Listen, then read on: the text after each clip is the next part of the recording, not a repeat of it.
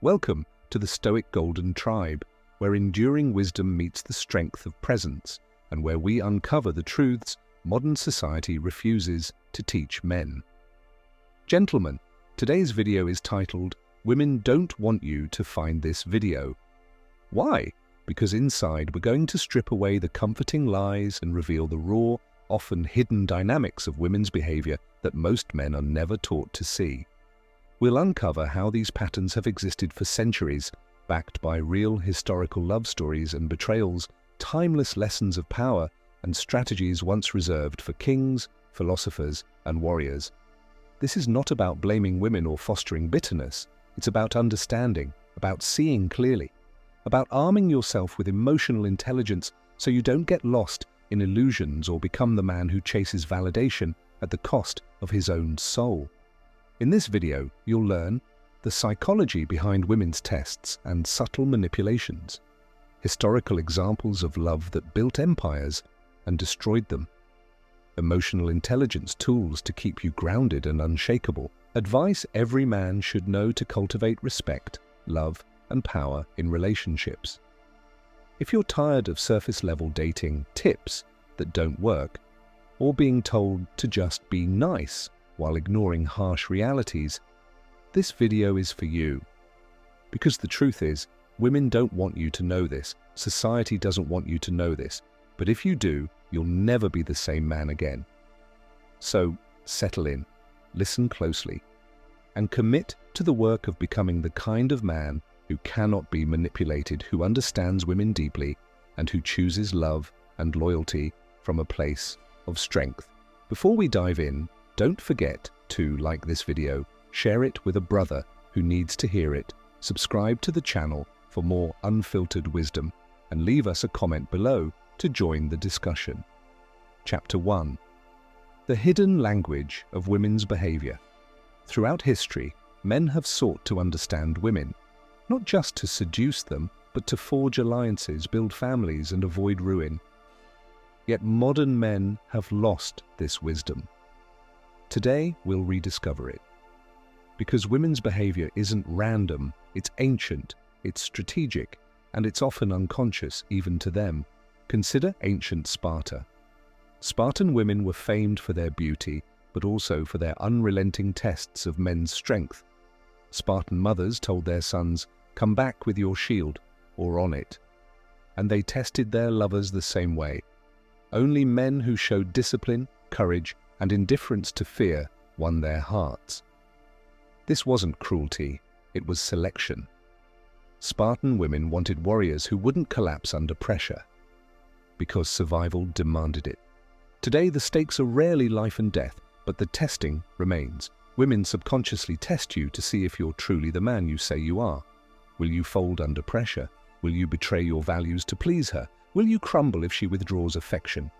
History is littered with men who failed these tests disastrously. Consider Mark Antony and Cleopatra. Antony, once Rome's most feared general, lost himself in his lover's arms. Cleopatra admired strength, wit, and power. But when Antony abandoned his responsibilities to chase her in Egypt, he forfeited Rome's respect, and eventually his life. Was Cleopatra manipulative? Perhaps. But Antony failed the test of self-command. Women don't want a man who sacrifices his mission for their approval. They want a man whose mission is so strong they can trust him to lead. These tests are subtle in modern times, a sarcastic remark about your career, withholding affection to see your reaction, criticizing your dreams in front of friends. Many men interpret this as disrespect, and it can be if repeated maliciously. But often it's a primitive check. Are you the rock I can trust? If you react with anger, neediness, or over-explaining, you fail. If you stay calm, assert your boundaries, or even laugh it off, you pass. Emotional intelligence is the key here. Emotional intelligence is not being passive, it's being aware. Self-awareness, noticing when you're triggered. Self-regulation, choosing your response instead of reacting automatically. Empathy, understanding her fears without accepting disrespect. Assertiveness, calmly enforcing boundaries. When you demonstrate this, you transform from a boy seeking approval to a man who commands respect. Women respond to this deeply, even if they won't admit it. Let's balance the story with a more positive historical love, Abigail and John Adams. While John was drafting the Declaration of Independence, Abigail managed the family farm, raised children, and ran finances. Their letters reveal playful teasing, respect, and fierce loyalty. Abigail didn't shy from challenging John's ideas. She famously urged him to remember the ladies when shaping new laws. John never silenced her. He valued her mind, stood firm in debate, but treated her as an equal partner. Their bond wasn't built on submission or fear, but on shared values and mutual respect. Don't resent women for testing you. Recognize it as ancient biology. Don't chase approval. Stay mission-focused. Develop emotional intelligence so you can respond, not react. Set clear boundaries calmly, without anger. Seek partners who challenge you but respect you. If you do this, you'll stop seeing women's behavior as a threat and start seeing it as an invitation to grow stronger. Because the truth is, women want to find a man who cannot be shaken. Drop a comment below with "Unshakable" if you're ready to embody the strength women truly respect. Chapter 2. Seduction, Strategy, and Power. Lessons from History. If you truly want to understand women's behavior, you must understand that seduction and attraction have always been strategies of power. Too many men think love is purely romantic, but love, desire, and loyalty have always been shaped by status, strength, and strategy. This is not cynical, it's realistic. Let's revisit Cleopatra, not as a villain, but as a master of human psychology. Cleopatra was no ordinary beauty. Coins from her reign show she was not conventionally beautiful by modern standards, but she was devastatingly intelligent. She learned many languages, studied philosophy and politics. She hosted Julius Caesar on a golden barge dressed as the goddess Isis, playing to his ego and sense of destiny. When he returned to Rome, he erected statues of her. This wasn't manipulation for its own sake, it was survival. Egypt was caught between rival empires. Cleopatra used her understanding of men's desires, ambitions, and insecurities to preserve her kingdom. What can men learn? Women have always understood the power of perception, emotion, and status. When a woman tests you, withdraws, or demands more, it's often subconscious strategy. She's looking for strength. She's ensuring you're the man worth following. Contrast this with Samson. The biblical strongman had legendary power, but no mastery over his own impulses. Delilah asked him repeatedly for the source of his strength. He lied at first, but eventually revealed the truth. Why did he tell her? Because he craved her affection and validation so much that he sacrificed his mission. Delilah wasn't merely a treacherous lover, she was his test. Samson's story isn't just about betrayal. It's about a man undone by his own neediness, a man who cannot say no to a woman, cannot protect himself or her. Fast forward to today. We no longer fight wars with swords, but the battles of desire, status, and loyalty remain. Modern women may not consciously scheme like Cleopatra or Delilah, but their instincts remain evolutionary. She'll notice if you compromise your goals for her approval. She'll sense if you fear losing her so much you'll tolerate disrespect. She'll test you with emotional volatility to see if you can hold steady. Emotional intelligence is your greatest weapon here. Self-awareness, recognizing when you're tempted to betray yourself for affection. Empathy, understanding her fears without resenting her for having them. Boundaries, saying no calmly when needed. Presence, listening deeply without being consumed. This is not about controlling women, it's about controlling yourself. Not all history warns of downfall. Consider Shah Jahan, the Mughal emperor, who built the Taj Mahal for his wife Mumtaz Mahal. Their love was legendary. She was not a passive partner. She traveled with him on military campaigns, advised him politically, and bore him many children. Their relationship was built on trust, loyalty, and shared vision. When she died, he was devastated. But rather than crumble, he channeled his grief into creating one of the world's greatest architectural wonders, a monument to enduring love. True love doesn't weaken a man, it inspires him to greatness. But note, Mumtaz didn't choose Shah Jahan because he groveled. She chose him because he was a prince with power, vision, and determination. So how does this apply to you? Don't fear women's tests. Expect them. Don't resent emotional needs. Understand them. Don't see love as a distraction from your mission. Integrate it with your mission. Don't crumble under desire. Channel it into creativity, leadership, and legacy. You're not meant to be a slave to love, nor are you meant to avoid it. You're meant to lead in love. Women don't want a man who loses himself for them. They want a man so complete, so grounded, that joining his life feels like entering a realm of safety, purpose, and adventure. Let's get specific.